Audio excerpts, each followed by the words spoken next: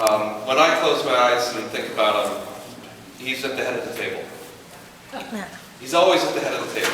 When we would have Thanksgiving meal, it'd be 2 long tables put end to end, and he would be at the front of it.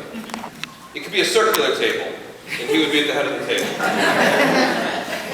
And more often than more, the thing that I remember the most was in his kitchen. There was a place that he would always sit at the head of his table. And you would walk into his house, he would always be the first thing you would see when you walked through the front door. And he would just be waiting there.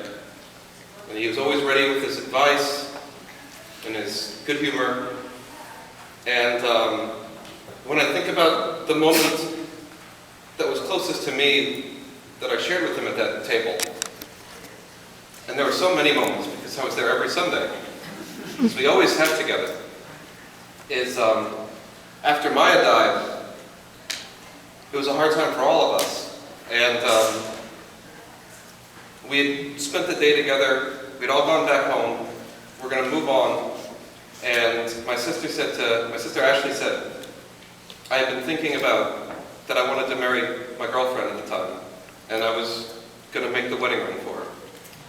And she says, I think we should go and talk to Popu about that.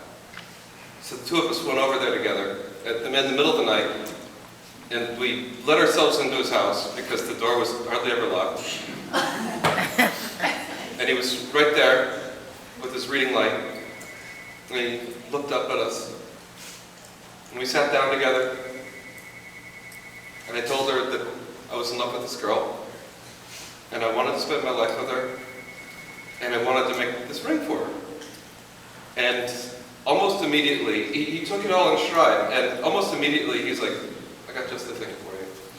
And he opened up his drawer, and he took out a mallet and a ring sizer, and he gave them to me. He says, you're going to need these things.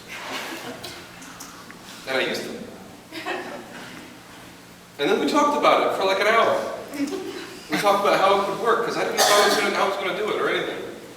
And he didn't know either. So we were just talking about the different options of it. And I've been trying to think to myself, like, what this meant to me. And I know we were both going through such a hard time at that point.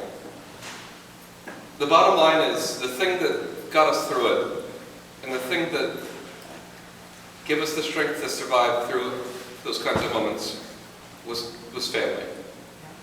And that's the most important thing that he taught to me. And